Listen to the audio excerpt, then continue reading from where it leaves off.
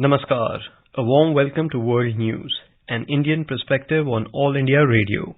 This is Navneet Singh bringing glimpses of the major developments of the day from across the globe. Over the next half an hour, we shall bring to you the latest from the world of politics, economy, sports, entertainment, and more. The headlines. India's Prime Minister Narendra Modi flags off world's longest river cruise, Ganga Vilas, at Varanasi. Says India has great potential in waterways transport. Prime Minister Modi addresses concluding session of Voice of Global South Summit in virtual mode. Says that developing countries want a globalization that does not lead to over-concentrated supply chains. Uzbekistan President Shavkat Mirziyoyev says Voice of Global South Summit demonstrates India's commitment to universal idea of one world, one family. Lisa Mary Presley, the only child of rock and roll legend Elvis Presley, passes away. And in Hockey World Cup, India win their first match against Spain 2-0 in Rourkela.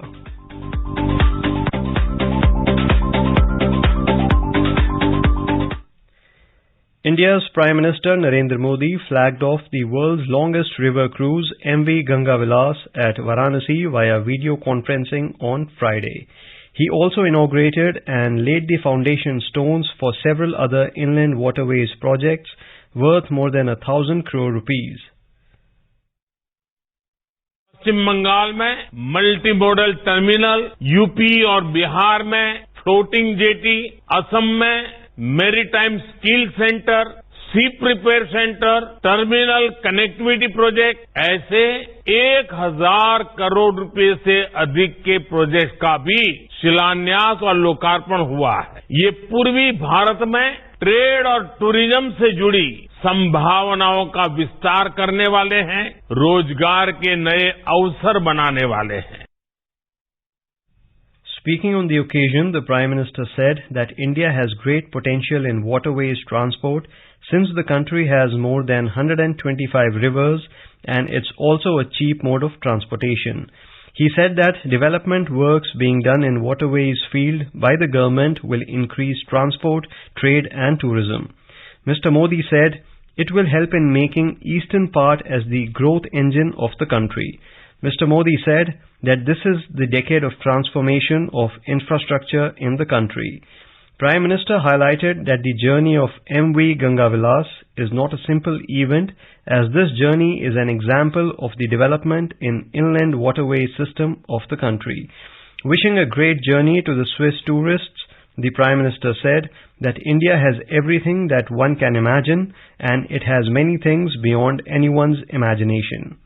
पहले सफर पर निकलने वाले आप सभी एक प्राचीन शहर से एक आधुनिक क्रूज से सफर करने जा रहे हैं।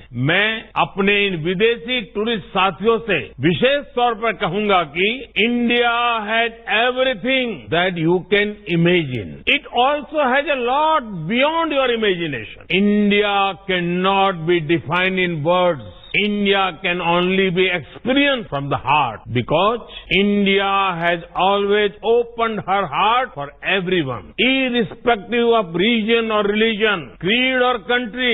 We welcome all our tourist friends from different parts of the world. MV Ganga Vilas will travel around 3,200 kilometers in 51 days to reach Dibrugarh in Assam via Bangladesh, sailing across 27 river systems in India and Bangladesh. Prime Minister Narendra Modi has stressed that developing countries want a globalization that does not lead to unequal distribution of vaccines or over-concentrated supply chains. We all appreciate the principle of globalization. Developing countries desire a globalization that does not create climate crisis or debt crisis. We want a globalization that does not lead to unequal distribution of vaccines or over-concentrated global supply chains. We want a globalization that brings well-being to humanity. Mr. Modi said developing countries desire globalization that does not create climate or debt crisis. but brings prosperity and well-being of humanity as a whole. The Prime Minister was addressing concluding session of the Voice of Global South Summit in virtual mode on Friday. He said that over the past 2 days, the summit has seen the participation of more than 20 developing countries, which is the largest ever virtual gathering of Global South. He said India's G20 presidency will attempt to voice the views of Global South. Mr. Modi announced that India will establish a Global South Center of Excellence. This institution will undertake research on development solutions or best practices of any of these countries, which can be scaled up and implemented in other members of the Global South. Prime Minister also said that India has made great strides in space technology and nuclear energy. He said India will launch a Global South Science and Technology initiative to share expertise with other developing nations. He informed that during the COVID pandemic, India's Vaccine Maitri initiative supplied Made in India vaccine to over 100 nations. Mr. Modi announced a new Arogya Maitri project. Under this project, India will provide essential medical supplies to any developing country affected by natural disasters or humanitarian crises. Prime Minister highlighted the need for fundamental reforms of major international organizations to address geopolitical fragmentations. He added that the reforms should focus on giving voice to the concerns of the developing world and reflect the realities of the 21st century. Foreign Secretary Vinay Mohan Kwatra has said India's G20 presidency will capture the sentiment and views of the entire developing world. He said that the need for articulating the voice of Global South in international institutions and for reforming them came across early during the Voice of Global Summit. Briefing media after the conclusion of the 2-day summit, Mr. Kwatra said a total of 125 countries participated in this new and unique initiative. These included 29 countries from Latin America and Caribbean, 47 countries from Africa, 7 countries from Europe, 31 countries from Asia, and 11 countries from Oceania. The Foreign Secretary said that Voice of Global South Summit came at a time which is particularly difficult for the developing world, facing as it is numerous challenges across economic and political domains. He said there was uniform acknowledgement that the agenda of the summit echoed the priorities, perspectives and concerns of the developing world. Mr. Kwatra said many of the participating leaders and ministers asked India to carry their voices into the G20 and other international groupings. There was a clear sentiment that the Global South is being adversely impacted by developments that did not have any role in creating and do not have a voice as well in how these should be addressed. Education Minister Dharmendra Pradhan said India is hoping to promote active institutional linkage with its partner countries to set up top foreign university campuses in India.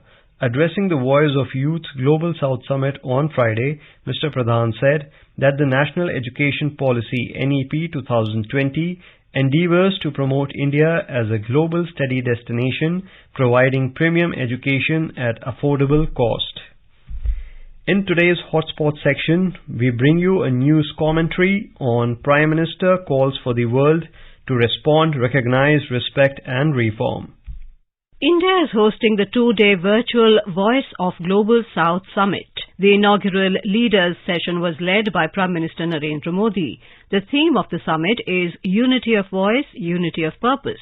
The summit envisages bringing together countries of the Global South and sharing their perspectives and priorities on a common platform across a whole range of issues. More than 120 countries have been invited for this summit. This initiative is inspired by Prime Minister Narendra Modi's vision of Sabka Saath, Sabka Vikas, Sabka Vishwas or Sabka Prayas and India's principle of Vasudhaiva Kutumbakam. India's ongoing presidency of the G20 provides a special and strong opportunity to those countries that are not part of the G20 process to share their ideas and expectations from the G20 through this conference, an official statement said. The summit envisages 10 sessions. Each session is expected to witness the participation of leaders and ministers from 10 to 20 countries.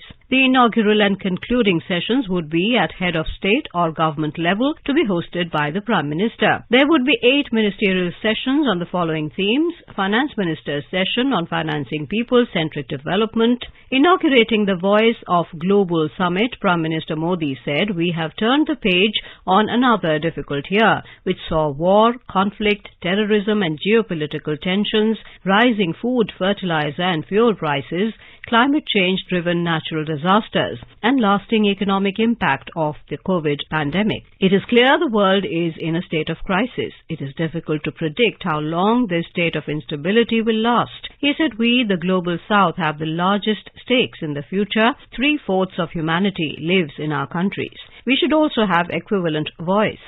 Hence, as the 8-decade-old model of global governance slowly changes, we should try to shape the emerging order. Most of the global challenges have not been created by the Global South, but they affect us more. We have seen this in the impacts of COVID pandemic, climate change, terrorism, and even the Ukraine conflict. The search for solutions also does not factor in our role or our voice," observed the Prime Minister. "India has always shared its developmental experience with our brothers of the Global South. Our development partnerships cover all geographies and diverse sectors. We supplied medicines and vaccines to over 100 countries during the pandemic. India has always stood for greater role of developing countries in determining our common future. As India begins its G20 presidency this year, it is natural that our aim is to amplify the voice of the Global South. For our G20 presidency, we have chosen the theme of One Earth, One Family, One Future. This is in line with our civilizational ethos. We believe the path to realizing oneness is through human-centric development. People of the Global South should no longer be excluded from the fruits of development. Together, we must attempt to redesign global political and financial governance. This can remove inequities, enlarge opportunities, support growth and spread progress and prosperity. To re-energize the world," Mr. Modi said, "we should together call for a global agenda of respond, recognize, respect and reform. Respond to the priorities of the Global South by framing an inclusive and balanced international agenda. Recognize that the principle of common but differentiated responsibilities applies to all global challenges. Respect sovereignty of all nations, rule of law and peaceful resolution of differences and disputes, and reform international institutions, including the United Nations, to make them more relevant." Despite the challenges the developing world faces, I remain optimistic that our time is coming. The need of the hour is to identify simple, scalable and sustainable solutions that can transform our societies and economies. With such an approach, we shall overcome the difficult challenges, whether it is poverty, universal health care or building human capacities. In the last century, we supported each other in our fight against foreign rule. We can do it again in this century to create a new world order that will ensure the welfare of our citizens. As far as India is concerned, your voice is India's voice. Your priorities are India's priorities. Over the next 2 days, this Voice of Global South Summit will have discussions on 8 priority areas. I am confident that together the Global South can produce new and creative ideas.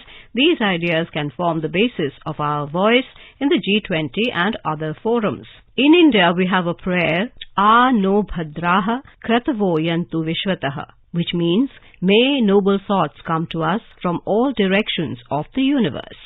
This Voice of the Global South Summit is a collective effort for gaining noble ideas for our collective future.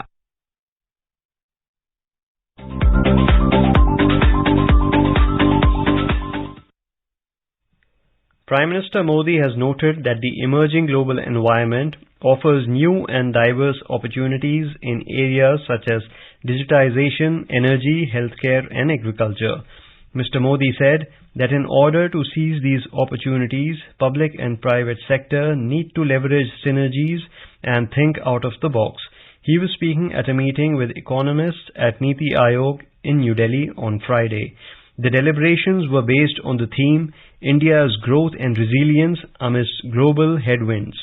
Prime Minister applauded the success of the India Digital Story, rapid adoption of fintech across the country, and the potential for inclusive growth and development it promises. This is All India Radio giving you the world news. Health Minister Mansukh Mandavia has said that India is continuously striving to provide high quality and cost-effective healthcare to everyone. He said India has offered CoWIN platform as a digital public good to any interested country. He was speaking at the Health Minister's virtual session of Voice of Global South Summit on Friday. He added that India has offered CoWIN as a digital public health good to WHO through WHO's CTAP initiative. He said it is the need of the hour to focus on long-term measures to build stronger, more resilient health systems that can prevent, prepare for and respond to future health-related challenges.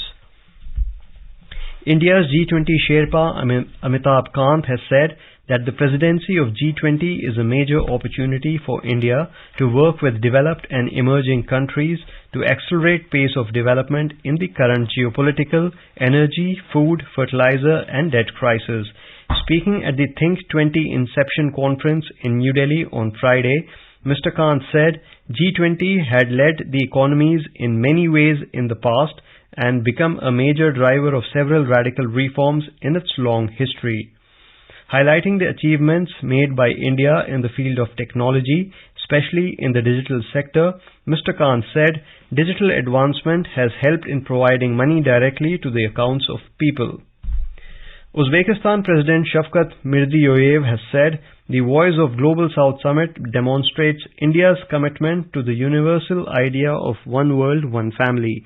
In his virtual address at the inaugural leaders session of the Voice of Global South for Human-Centric Development, Mr. Mirziyoyev said the event will make a significant contribution to the success of India's G20 presidency. India's Home Minister Amit Shah has said that a 360-degree security mechanism will be formed to wipe out terrorism from Jammu region, adding that the Rajouri killing case has been handed over to NIA for a thorough probe. He said NIA will also probe all the militancy-related incidents that took place in the region in the past 1.5 years. The Union Minister was addressing media persons after chairing a high-level security review meeting in Raj Bhavan, Jammu on Friday. The Home Minister said that another decision taken in the security review meeting was that the security grid of Jammu will be strengthened on all fronts in a time-bound manner, adding that in 3 months from now the security grid will be further strengthened across Jammu. The Home Minister further stated that security agencies in Jammu are alert and are committed to wipe out terror, its ecosystem, OGW network and zero in on those who are providing logistic support to terrorism. The budget session of Indian Parliament will commence on 31st of this month and the Union budget is likely to be presented on 1st of February. The session will start with an address by President Draupadi Murmu to the joint sitting of both the Lok Sabha and the Rajya Sabha. The economic survey will also be tabled in both houses on the first day of the session. The budget session will continue till 6th of April this year and has 27 sittings spread across 66 days. Over 1,000 Indian peacekeepers serving with the United Nations mission in South Sudan, UNMISS, were awarded United Nations medals for their exceptional service. In a tweet, UNMISS said 1,171 Indians have received UN medals for their vital work in Upper Nile, South Sudan.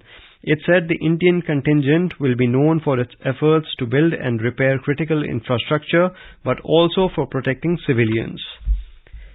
The 7th Armed Forces Veterans Day will be celebrated on Saturday. The 14th January is commemorated as Armed Forces Veterans Day as a mark of respect and recognition for the services rendered by Field Marshal K.M. Cariappa.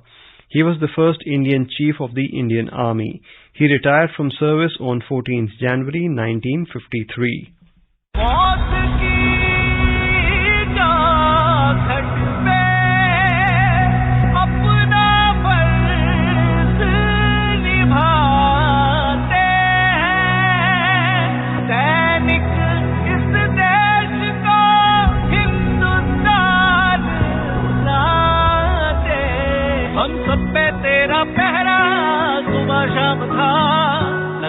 वतन को गाना टीका तेरे नाम का सब खुशियां तूने वारी इस देश पे, इस मिट्टी पे भी फौजी तेरा एहसान था।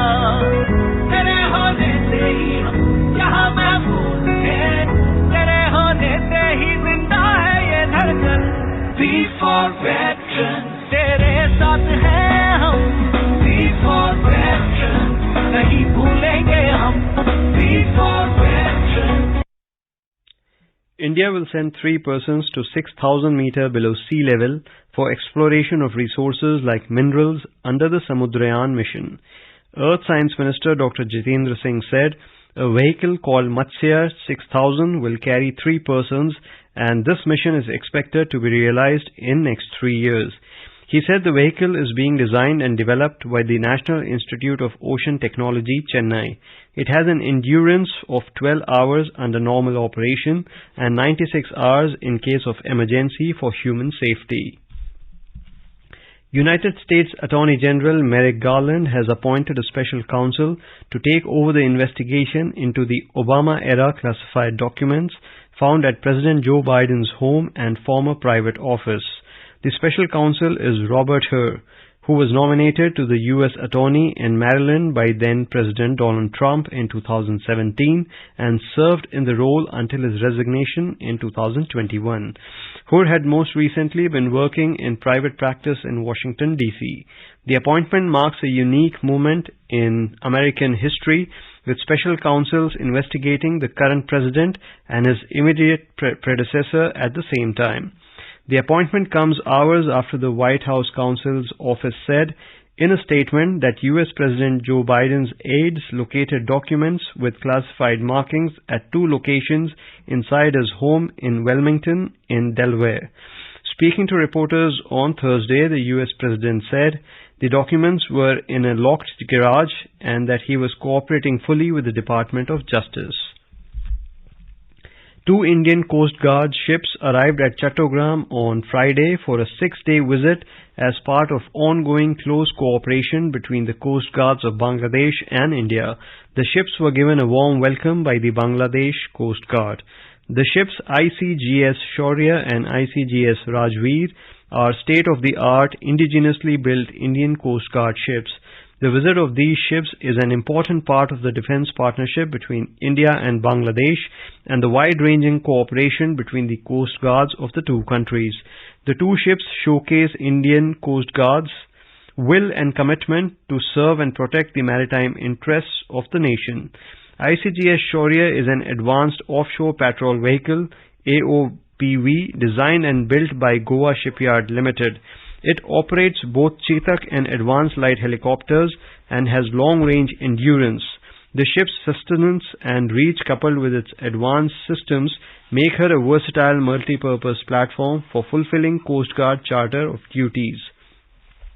ICGS Rajveer is an inshore patrol vehicle, IPV, designed and built by Garden Reach Shipbuilders, Kolkata.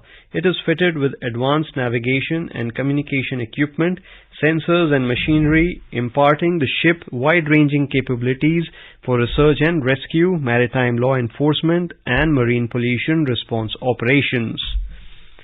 Lisa Marie Presley, the only child of rock and roll legend Elvis Presley, has passed away. She was 54. Lisa Marie, also a singer, was rushed to the hospital on Thursday after being found unresponsive at a home in Calabasas in California, U.S. Sharing the devastating news, her mother Priscilla Presley said, Lisa was the most passionate, strong and loving woman she had ever known. Born in 1968, Lisa Marie went on to follow in her father's footsteps and forged a career in music.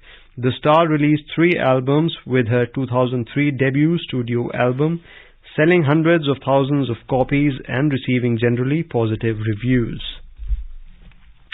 Sri Lanka plans oil and gas exploration licenses for 900 offshore blocks to foreign firms in a bid to explore energy resources and bring in vital investments to the crisis-hit island. The new regulations were finalized by the government and a set of framework for companies to sign an expression of interest for exploring offshore assets around the country. Previous attempts by Sri Lanka to start oil production have mainly focused on the country's northern coast, but this time the government has mapped assets surrounding all sides of the island. Director General of Sri Lanka's Petroleum Development Authority has said exploration work could start as early as March, and any success in the initial exercise will lead to production sharing agreements for gas and oil. And now a report from the business desk. At the stock market, the Sensex at the Bombay Stock Exchange climbed 303 points, a 0.5% close at 60,261. Nifty at the National Stock Exchange advanced 98 points, a 0.6% to 17,957. Among other global stock markets, the Asian markets ended mostly higher. So China, Shanghai Composite Index and Hong Kong's Hang Seng Index climbed 1% each. South Korea's Kospi added 0.9% and Singapore Straits Times Index advanced 0.8%. The Japan's Nikkei 225 Index dropped 1.3%. In Europe, key indices, London's FTSE 100 had climbed 0.5%, France's CAC 40 had added 0.7%, and Germany's DAX had gained 0.4% in intraday trade. Global crude oil prices rose on solid signs of demand growth in the top oil importer China and expectations of less aggressive interest rate rises in the US. So Brent crude futures rose 53 cents to $84.56 a barrel. The US crude futures gained 55 cents to $78.94 a barrel. Back home, gold rose by 121 rupees to 56,236 rupees per 10 grams at Delhi's bullion market amid strong global cues. But silver declined by 145 rupees to 68,729 rupees per kilo. And at the foreign exchange market, rupee appreciated by 23 paise to 81 rupees and 33 paise against the US dollar. Arjun Chaudhary for World News, All India Radio. In the FIH Hockey Men's World Cup, India defeated Spain 2-0 at Birsa Munda Hockey Stadium, Rourkela. Amit Rohidas, the Indian vice-captain, scored the first goal and Hardik Singh scored another goal to register easy win for India. Earlier, England thrashed Wales 5-0 and Australia beat France 8-0 in their first pool match of the tournament. In another match, Argentina defeated South Africa 1-0. Now let us take a look at the major developments around the world as reported in the foreign press. The New York Times writes, in a first, South Korea declares nuclear weapons a policy option. Wall Street Journal writes, ConocoPhillips in talks to sell Venezuelan oil in US to recover billions it owed. The Financial Times writes, special counsel to investigate files found at Joe Biden's home and office. The Straits Times writes, Germany to drop mask mandate in trains and buses from 2nd February. The Global Times writes, China builds world's first autonomous seaborne drone carrier. The Guardian writes, health workers in Zimbabwe dismayed as law curbs strikes is passed. The Washington Post reports, Sweden finds rare earth deposits that could benefit Western consumers. A quick look at the headlines once again. India's Prime Minister Narendra Modi flags off world's longest river cruise Ganga Vilas at Varanasi. Says India has great potential in waterways transport. Prime Minister Modi addresses concluding session of Voice of Global Summit in virtual mode. Says that developing countries want a globalization that does not lead to over-concentrated supply chains. Uzbekistan President Shavkat Mirziyoyev says Voice of Global South Summit demonstrates India's commitment to universal idea of one world, one family. Lisa Mary Presley, the only child of rock and roll legend Elvis Presley, passes away. And in Hockey World Cup, India win their first match against Spain 2-0 in Rourkela. And now, before we end, let us listen to Mahatma Gandhi's favorite bhajan, Vaishnav Jan, by artists from Myanmar. वैष्णव भजन तो तेरी कहिए जे पीर पराहे जानी रे पर तुके उपकार करे थोड़े बन अभिमान नानी रे वैष्णव भजन तो तेरी कहिए जे पीर पराहे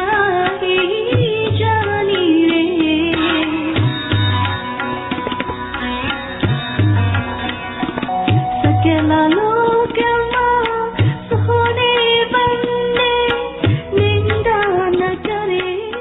And with that, we end this bulletin. We will be back at the same time tomorrow with the next edition of World News.